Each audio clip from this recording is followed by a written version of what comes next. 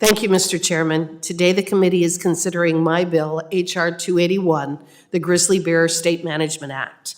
This bill would require the Department of Interior to reissue the 2017 final rule entitled Endangered and Threatened Wildlife and Plants, removing the greater Yellowstone ecosystem population of grizzly bears from the federal list of endangered and threatened wildlife. The greater Yellowstone ecosystem, or GYE, grizzly bear, was first listed as threatened under the Endangered Species Act in 1975 after population declines in the 19th and 20th centuries. The Fish and Wildlife Service set a recovery goal of at least 500 grizzlies or to maintain an average of 674 bears. The greater Yellowstone ecosystem grizzly bear crossed the 500 bear threshold in 1997, and the population continues to grow and is now over 1,100 bears. The GYE grizzly population has exceeded the U.S. Fish and Wildlife Service's recovery goals for over 2 decades. Mr. Chairman, since a mere 3% of species listed under the ESA have ever been delisted, the ESA desperately needs a success story like the GYE grizzly bear. The grizzly is in fact the poster child for how the ESA has failed in terms of what it was intended to do and how it has actually been implemented. The purpose of the ESA was to identify threatened or endangered species, develop an effective recovery plan, provide for state involvement in managing and protecting such species, and delisting when recovery goals were met. While the U.S. Fish and Wildlife Service has been successful at listing species, delisting as per the statute has been an exercise in futility, regardless of whether a particular species has recovered or not. To put it bluntly, the ESA has become a zoning mechanism whereby the health and well-being of a species is secondary to environmental groups' desire to control vast swaths of land and water, and the grizzly is no exception. The Wyoming Grizzly Bear Management Plan was first issued in 2002, and it has been updated and amended at various times since. It is a robust document based on sound science, and the state of Wyoming is fully capable of immediately implementing it to protect and maintain a recovered GYE grizzly population. The Wyoming Game and Fish Department is, in other words, more than capable of and prepared to manage this species just as it does the thousands of other species that we have in our great state.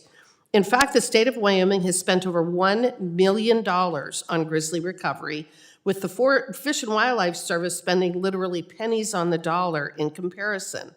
The point being that Wyoming is responsible for the success of the grizzly recovery efforts, not the U.S. Fish and Wildlife Service, and that fact alone compels delisting. Keeping the status quo in place and depriving Wyoming of the ability to manage the species as part of the broader ecosystem will only continue to exacerbate numerous issues we have experienced with the unchecked and growing bear population. From 1990 to 2022, the occupied range of the bear population has increased steadily at a rate of 3.65% per year, with a high of 27,208 square miles being occupied by grizzly bears. This expansion has resulted in increased bear encounters, both deadly and life-altering attacks on our citizens, depredation of livestock, negative impacts on other wildlife species, and more. Both the previous and Trump administrations recognized the success of the GYE recovery program and delisted the bear. Such delisting would have stuck, except for the actions of radical environmental organizations and activist judges. The grizzly bear has been recovered for going on 30 years, and the population has continued to expand, having grown larger since these previous delisting efforts. Keeping the GYE grizzly bear listed under the ESA is not only a violation of the letter and spirit of the ESA, but has allowed the U.S. Fish and Wildlife Service to implement bad policy and horrible management decisions. This is made most obvious by the Biden administration's parting gift in its waning days. The Biden administration issued a proposed rule where it rejected Wyoming's petition to delist after several years of refusing to issue any kind of a decision at all. But they didn't reject Wyoming's petition to delist because the grizzly isn't recovered, and not because the state management plan is insufficient to protect and maintain a recovered population.